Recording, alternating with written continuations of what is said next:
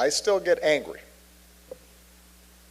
every time I read about the latest senseless shooting, whether it is in a church or a synagogue, in a grocery store or on a college campus or in a home or on a city street.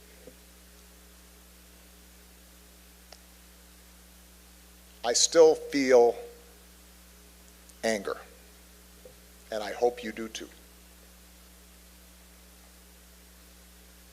This is a celebration of extraordinary work by extraordinary people. But we should still feel some sense of outrage. The good news is that of late I've sensed that slowly, steadily, the tide may be turning. That we're not just condemned to repeat the mistakes of the past, and that real change is possible.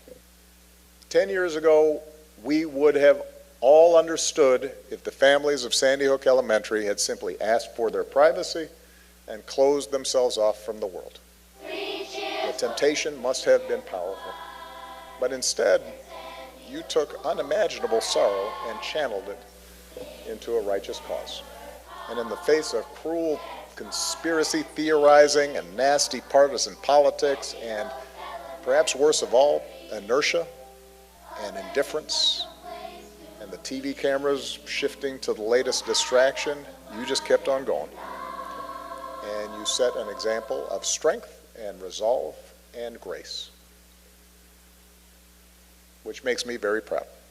Perhaps the most bitter disappointment of my time in office, the closest I came to being cynical, was the utter failure of Congress to respond in the immediate aftermath of the Sandy Hook shootings.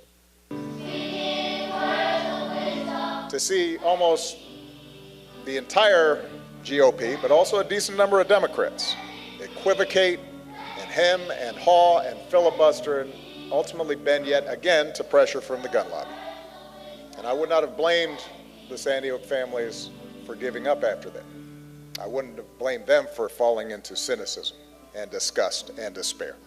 But Mark and Nicole told me then that they would not give up, that ending gun violence would be their life's work. And because they didn't give up, because they and advocates from all across the country refused to give up,